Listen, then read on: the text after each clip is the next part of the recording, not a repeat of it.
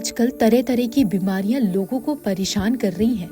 इस दौरान लोग भी खुद को स्वस्थ रखने के लिए तमाम प्रयास करते नजर आ रहे हैं। अगर आप भी चाहते हैं कि जिंदगी में कभी बीमार ना पड़े, तो ये 10 आदतें आपकी मदद कर सकती हैं।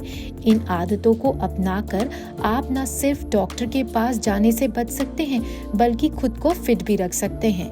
यूपी की राजधानी लखनऊ के किंग जॉर्ज मेडिकल यूनिवर्सिटी के फिजियोलॉजिस्ट डिपार्टमेंट के हेड प्रोफेसर नरसिंह वर्मा से जाने आखिर कौन सी है वो 10 आदतें जिनको अपनाकर हम अपना जीवन बेहतर कर सकते हैं।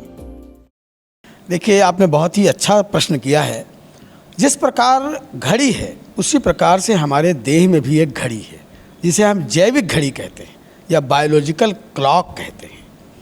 उस क्लॉक का नियंत्रण हमारे ब्रेन में है। सुप्राचियाज्मेटिक न्यूक्लियस कह के एक बहुत छोटी सी ग्लैंड है जो कि हमारे शरीर की घड़ी को नियंत्रित करती है। हमारे शरीर की घड़ी सूर्य के हिसाब से चलती है। सूर्य की किरणें पड़ती हैं और हमारी आँखों के माध्यम से उस घड़ी के केंद्र तक पहुँचती हैं और उससे पूरे शरीर की घड़ी नियंत्रित होती है। तो प्रकृति के हिसाब से हमें सूर्य के हिसाब से चलना चाहिए। जो आपने कहा 10 बातें, पहली बात, सुबह का नाश्ता बहुत ज़रूरी है, क्योंकि हम रात भर खाली पेट रहे हैं। तो सुबह हमें हार्मोन्स ऐसे निकलते हैं सुबह होने पर, जिसमें कॉर्टिसोल मुख्य है। उसके प्रभाव में हमें भोजन की आवश्यकता बढ़ जाती है। तो सुबह का नाश्ता जो लोग स्किप करते हैं उनको डायबिटीज़ हो जाती है, थायराइड हो जाती है, हाइपरटेंशन हो जाता है और बहुत सी इस प्रकार की बीमारियां हो जाती हैं। दूसरी चीज़ है कि रात का खाना प्रत्येक दशा में 7 बजे के पहले हो जाए। क्यों? क्योंकि रात में डाइजेस्टिव हार्मोन नहीं निकलते, डाइजेस्टिव एंजाइम नहीं बनते, इंसुलिन का सिक्रीशन कम हो जाता है, ग्लूकागॉन का सिक्रीशन बंद हो जाता है। बहुत से हार्मोन रात में निकलते हैं जो सोने के लिए हैं, शरीर को आराम देने के लिए हैं, लेकिन डाइजेशन के लिए नहीं है। तो रात में भोजन नहीं करना चाहिए। हमारे लीवर को कम से कम 14 घंटे का आराम चाहिए। शाम को 7 बजे से सवेरे 8-9 बजे तक लीवर को आराम चाहिए। लीवर को अगर आराम मिलेगा तो शरीर के तमाम रोगों को रोकने की क्षमता लीवर के अंदर है। जब उसे आराम नहीं मिलता तो मोटापा होता है, डायबिटीज़ होती है, हाइपरटेंशन होता है और बहुत सी बीमारियां होती हैं। तीसरी चीज़, जब भी हम भोजन करें तो भोजन बहुत धीरे धीरे करें। भोजन करने की रफ्तार जब धीमी होती है, हम देर तक चबाते हैं तो सलाइवा ज़्यादा बनता है और सलाइवा में वो एंजाइम होते हैं जो हमारे ब्रेन को इस बात की खबर करते हैं कि हम भोजन कर रहे हैं, भोजन आंतों में पहुंचने वाला है, और ब्रेन तमाम तरह के सिक्रीशन कराता है जो भोजन को हजम करने के लिए ज़रूरी है। चौथी चीज़, भोजन के बीच में पानी नहीं पीना चाहिए, भोजन के 1 घंटा पहले या 1 घंटा बाद, क्योंकि अगर हम पानी पी लेते हैं तो भोजन हमारा डाइल्यूट हो जाता है और हमारे एंजाइम, डाइजेस्टिव एंजाइम डाइल्यूट हो जाते हैं और पाचन क्रिया बाधित हो जाती है और एसिड जो निकला है वो डाइल्यूट हो जाता है, ठीक से भोजन हजम नहीं हो पाता।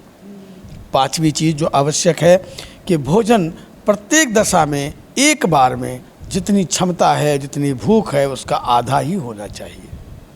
भूख को छोड़ देना चाहिए।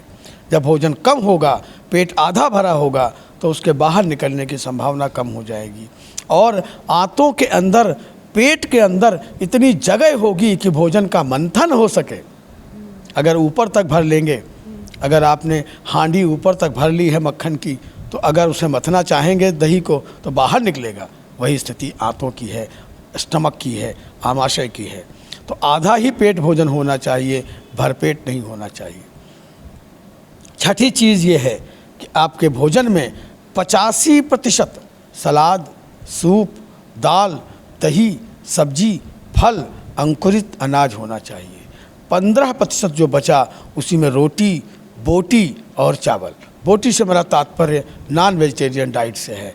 15% वो लें, 85% ये लें। भोजन में कोई चीज़ मना नहीं है, आलू से कचालू तक हर चीज़ खाएं।